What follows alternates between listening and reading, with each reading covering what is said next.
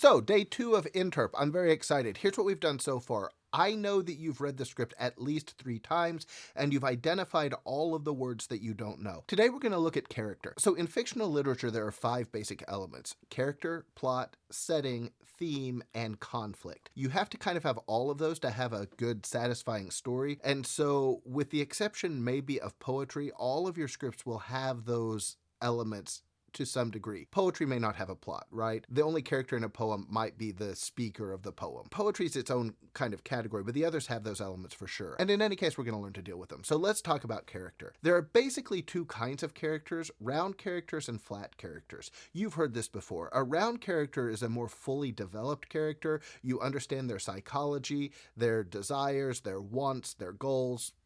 I just said 3 things that are the same.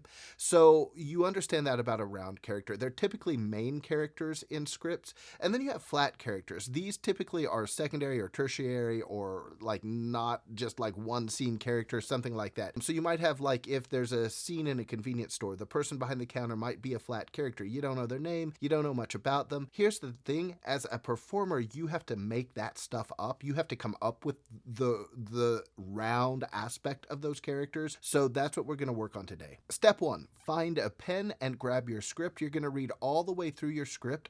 Today, I always prefer that you kind of let your mouth move as you read. Don't read it silently. You can whisper it or just vocalize it in a soft way, but don't just read it silently. So you're going to read your script, and that's it. As you come to a new character, every time you come to a new character, you're just going to circle that character's name, or if they don't have a name, just circle like their title or whatever it is, so that you have identified each character in your script. You're only going to circle their name once, just as you come to it. So if we're talking about A Christmas Carol, Marley was dead. Well, Marley's the first character, so I'm going to circle it. That's simple. And then I'm going to keep reading.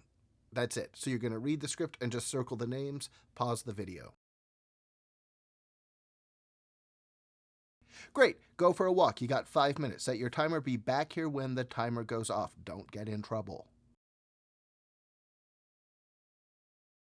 Welcome back. So here's what I want you to do. You're actually going to write on your script anywhere you have room, on the back, in the margins, inside the lines, wherever you have room to write them. But you're going to answer the following questions about your character. So here's what I want you to do. Find your first character, draw a line from that circle to wherever you have room to write about that character. It might be on the back, wherever it is, but in your script. And I want you to answer these questions. How old is your character? Remember, you may have to make up the answers. Infer the information from the text. It shouldn't just be like, well, I like 78-year-olds best, so they're going to be 78. There needs to be a reason that character is 78, and you need to understand it, even if you have to invent that reason. Where are they from? Question 3. Does he or she have an accent that's different than yours? If so, what is it? If not, could they have an accent that makes sense?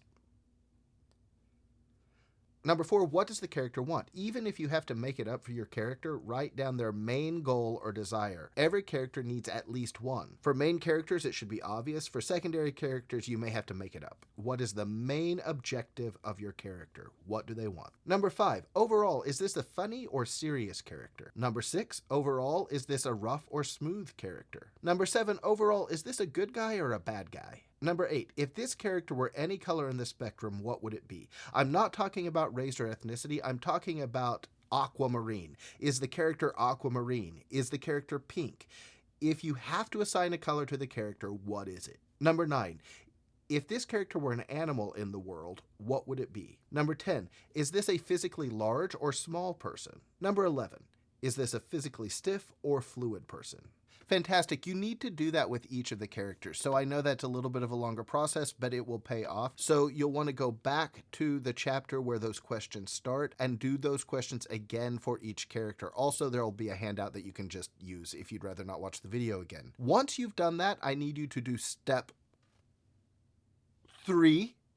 Step 3 is to show me what you've done. If I'm not there, then or if I'm working with somebody, then go ahead and just take a picture of your script with all of your notes on it and airdrop it to me. Then take a walk. Again, 5 minutes max. Be back before your timer goes off. Don't get in trouble. Finally, step 5, I need you to you guessed it, stand up and read your script. Again, all you're doing is reading your script. You are reading it out loud. You're reading it with your partner. If you want to try some character voices, try some character voices. You're not required to do that right now. But remember, think about the way I did Marley was dead to begin with. Like that whole thing. Start thinking about that as you read out loud your script. All right? Do that one last time, and then you're good for the day.